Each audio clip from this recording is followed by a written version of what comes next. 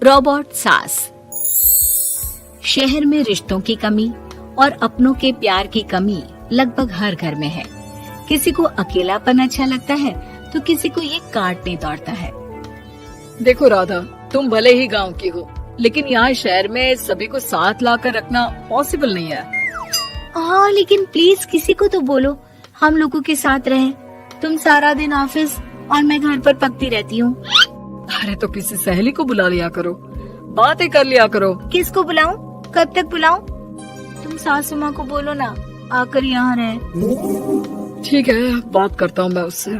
Ravi office चला जाता है और अपने दोस्त से कहता है, यार बीवी ने माँ को शहर बुलाने की जिद कर रखी है।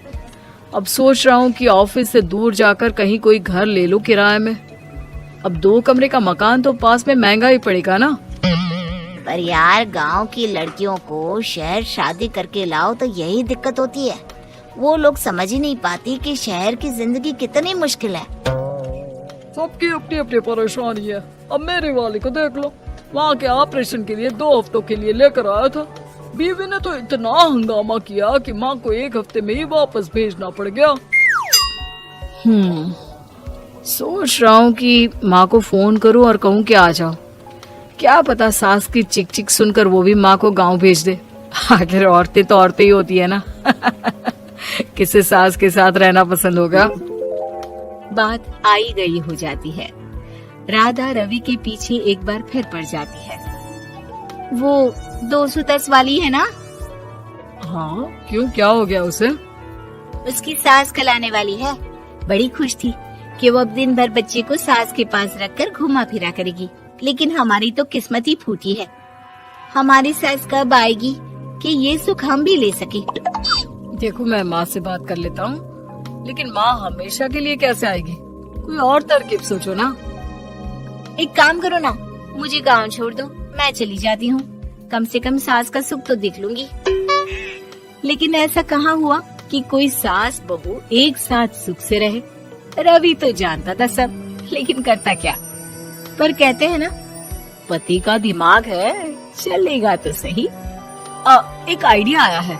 क्यों ना मैं माँ की शक्ल सूरत का एक रोबोट लाकर दे दूं, जो राधा के साथ बिल्कुल सास वाला व्यवहार करे। मजा ही आ जाएगा। न माँ को लाने की झंझट, न सास बहू की किचकिच। रात को स्विच ऑफ करके अलमारी में पैक। बस फिर क्या था। अगले दिन जैसे ही घर की घंटी बजती है और राधा दरवाजा खोलती है, साथ में खड़ा होता है रवि और साथ में होती है रवि की माँ यानी कि राधा की सास। माँ जी, मुझे तो मेरी आँख पर विश्वास नहीं हो रहा। कितना अच्छा सरप्राइज है। हाँ, आइए माँ, आइए। मुझे भी अच्छा लग रहा है।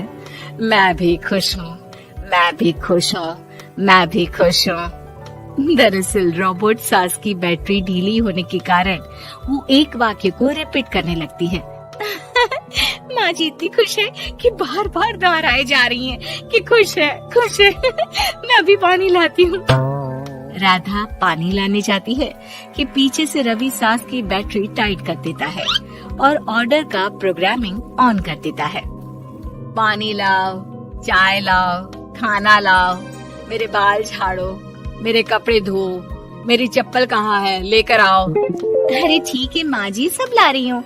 मैं जानती हूँ रवि आपको प्रोग्रामिंग करके लाए ना कि आप मुझे तंग कर दे और मैं आपको जाने को बोल दूँ। नहीं माँ जी, इस बार मैंने भी कमर कस रखी है। प्रोग्रामिंग कैसी लैंग्वेज यूज कर रही हो? माँ का रोबोट थोड़ी ना है जो मैं प्रोग्रामिंग करूँगा। अरे मजाक कर रही हूँ। माँ तो माँ होती है, मैं जानती हूँ। राधा सास के साथ खुश रहती है। वो उनके साथ बातें करती, घूमने जाती और आसपास के लोगों से मिलवाती। लेकिन एक दिन, अरे कभी तुम लोगों को लड़के नहीं देखा। इतनी तो तू मैं माँ बेटी में भी हो जाती है, लेकिन तेरी सास तो बिल्कुल ताना नहीं देती। हाँ ये तो है, ताना तो नहीं देती लेकिन ऑर्डर बड़े बड़े देती है। अरे ना मानना, 2-4 ऑर्डर अपने आप ठीक हो जाएंगी, तभी दिखेगा असली रंग। कौन सा तेरे बुलाने पर आई है, बेटे के बोलने पर आई होगी बुढ़िया।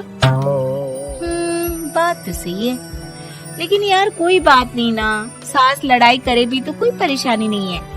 कितना ख्याल भी तो रखती है। ये तो है, लेकिन तेरी सास तो बिल्कुल नहीं लड़ती, ये कैसे? खैर मुझे क्या। पड़ोसन तो चली जाती है, लेकिन राधा के मन में सवाल छोड़ जाती है कि ये सास है भी कि नहीं। रात में राधा रवि से कहती है, मैं ना माँ जी के पैर दबा कर आती हूँ।